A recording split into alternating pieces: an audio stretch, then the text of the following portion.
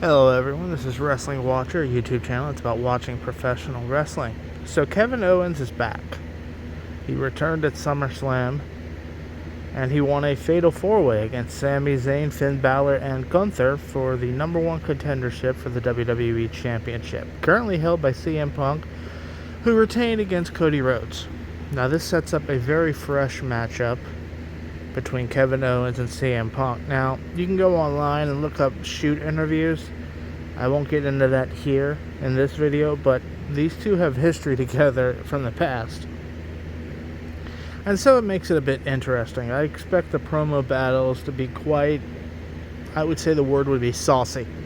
I think the promos will be saucy between these two. It's a fresh matchup. And I've said it on this channel before. If you could give a booking to a top star that doesn't involve a title and have it matter, then I consider it a good booking.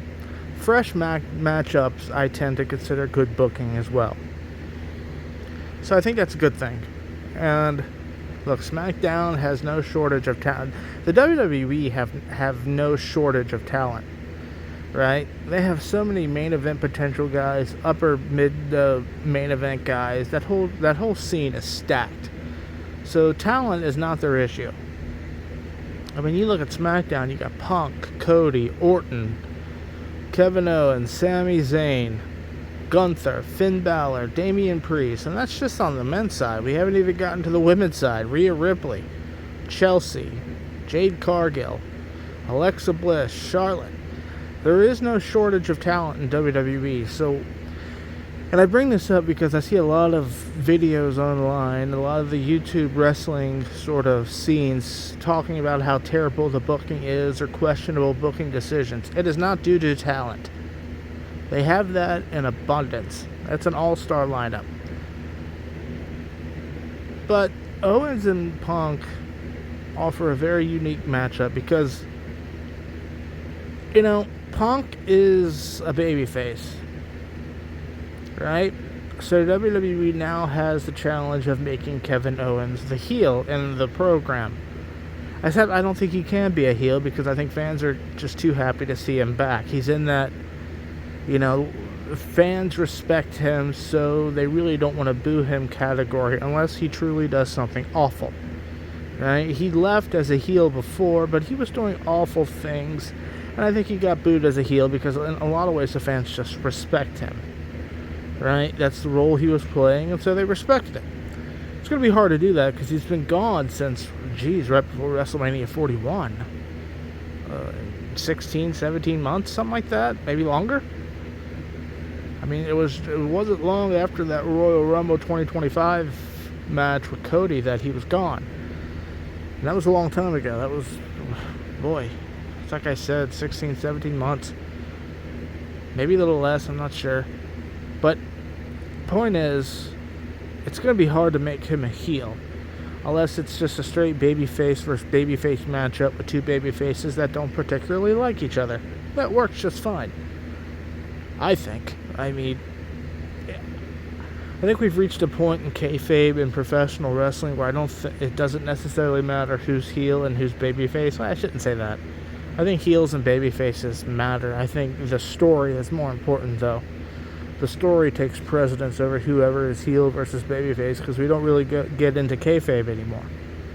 The only one I can think of who really protects kayfabe, I guess there's two of them you can argue, would be MJF and Dominic. Dominic still insults his father, so it's great. But Owens and Punk is a fresh matchup. Punk is still the babyface. I think he'll be the top babyface on SmackDown because he holds the championship for a little while. Which means WWE, as I said, has two options. Either make Owens the heel and have him do something dastardly to make him heelish, or it's just two babyfaces that just don't happen to like each other. Now, I think we've seen that sort of dynamic before. I mean, you can argue they tried playing it up with Punk and Cody going into SummerSlam, except it was obvious they were friends and that this was just sort of a wrestling angle that they're trying to get a match over, right? You'd have to really think about two baby faces that don't like each other. One classic one I could think of would be 1996, where it's Bret and Shawn, and they played that whole angle up for WrestleMania that year afterwards, where Bret and Shawn are the two baby faces at WrestleMania 12.